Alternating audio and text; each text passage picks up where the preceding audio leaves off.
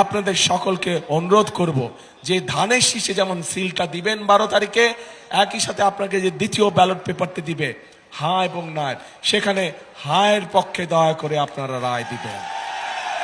মনে থাকবে তো? আপনাদের নিশ্চয়ই মনে আছে আজকে থেকে প্রায় 2.5 বছর আগে যখন স্বৈরাচার এই দেশের মানুষের কাঁধের উপরে চেপে বসেছিল, সেই সময় বিএনপি সংস্কার প্রস্তাব দিয়েছিল দেশের মানুষের সামনে। 31 দফা সংস্কার প্রস্তাব মনে আছে? 31 দফা সংস্কার প্রস্তাব মনে আছে আপনাদের? জানেন তো? আচ্ছা, পরবর্তীতে আমরা কি দেখলাম যে বর্তমান সরকার যখন আসলো, অন্তর্বর্তীকালীন সরকার আসলো, অন্তর্বর্তীকালীন সরকার এসে তারা একটি সংস্কার কমিশন করলো এবং বাংলাদেশের প্রায় কম বেশি রাজনৈতিক দলগুলোকে সেখানে আহ্বান করলো। আমরাও গিয়েছি সেখানে, আমরা আমাদের সংস্কার প্রস্তাব আমরা দিয়েছি এবং মোটামুটি ভাবে সংস্কার প্রস্তাব যেগুলো আমরা দিয়েছি, যা আমরা জনগণের সামনে অনেক আগে উপস্থাপন করেছিলাম, সেইগুলাই কম বেশি ভাবে তারাও দিয়েছে। হতে পারে কোনোটি ব্যাপারে আমাদের সাথে কিছু কিছু দ্বিমত আছে, কিন্তু আমাদের সাথে যদি কোনোটির ব্যাপারে দ্বিমত থাকে, আমরা কোনো লুকো ছাপা করিনি।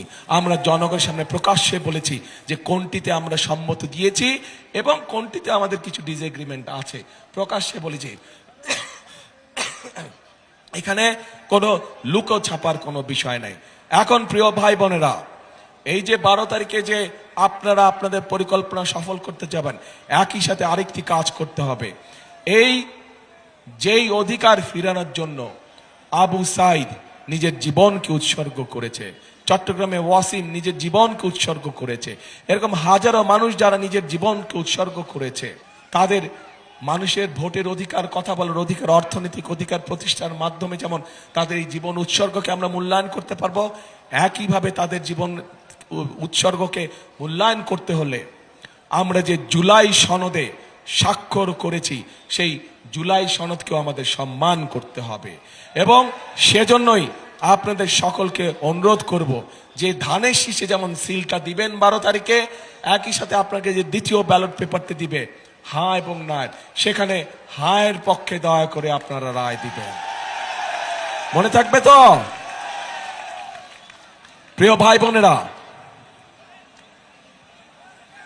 5 তারিখে, অগাস্টের 5 তারিখে পরিবর্তন হয়েছে দেশের মানুষ পরিবর্তন চায়। কি পরিবর্তন?